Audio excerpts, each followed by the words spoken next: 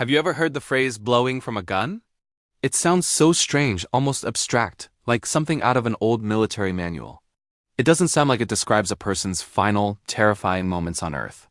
But in the British Empire, especially in 19th century India, those 4 words described one of the most chilling punishments ever used by a modern power. Imagine a hot, dusty parade ground. Soldiers are lined up in perfect rows, their flags barely moving in the still air. In front of them, a row of cannons. And lashed to the muzzle of each cannon, their back arched over the cold iron, is a condemned prisoner. An officer gives a signal. There's a deafening roar, a blast of smoke. And then, where a person once stood, there's almost nothing left. That is what blowing from a gun really meant. Now, the British didn't invent this horrific method. Mughal rulers and other Indian princes had used it before, mainly for treason or mutiny. But when the East India Company and later the British Crown adopted it, they wrapped it in the language of modern, disciplined justice. In official reports, they'd call it a traditional local method, almost as if they were just reluctantly borrowing an old custom. But in reality, it was a terrifyingly effective way to send a message that cut across every language, religion, and social class. A body tied to a cannon was a billboard of terror. The mechanics were brutally simple. The prisoner was strapped to the cannon barrel, with their back pressed against the muzzle. Their legs were sometimes tied to the wheels. There was no blindfold, no hood. The artillery crew would load a charge of gunpowder, but usually no cannonball. They didn't need one. When the order was given, the explosion would literally tear the person apart, scattering remains across the ground and even onto the spectators, where hanging left a body.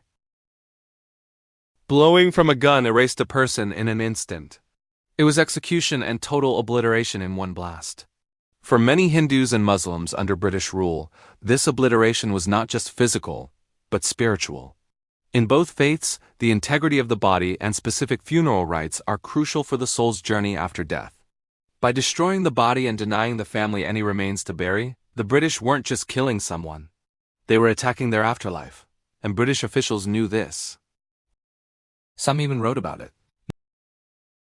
noting that this punishment would strike terror because it preyed on the condemned man's deepest religious beliefs. The cruelty was the entire point. This practice hit its gruesome peak in 1857, during the massive uprising that Indians call the First War of Independence. As Indian soldiers or sepoys rose up against their British officers, the empire responded with a mix of panic and pure rage.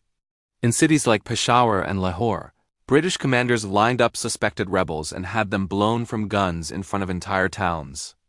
One officer coldly reported that the punishment had a remarkable effect on the native mind. That phrase, the native mind, shows exactly how the British saw their subjects, as a population to be terrorized, not reasoned with. Back in Britain, some people were appalled. Liberal newspapers called it barbaric, unworthy of a supposedly Christian nation, but others defended it as righteous vengeance.